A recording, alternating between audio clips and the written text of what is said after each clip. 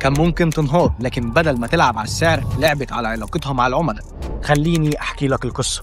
في التسعينات شركة هارلي ديفيدسون كانت بتودع السوق حرفيا. المنافسة من الدراجات اليابانية كانت عالية والأسعار أرخص وتكنولوجيا أعلى، فطبيعي مبيعات هارلي تقع، حصتها في السوق تقل بنسبة 4%. الشركة وقتها كان قدامها خيارين، إما إنها تخش حرب أسعار مع المنافسين أو تبني علاقة عاطفية حقيقية مع العميل. فقرروا يراهنوا على الخيار الثاني. في سنة 1983 أسسوا نادي ملاك هارلي، بقى فيه تجمعات ورحلات جماعية وكمان بنوا صداقات. الناس بقت تحس إنها مش راكبة مجرد بايك، دي راكبة أسلوب حياة اسمه هارلي.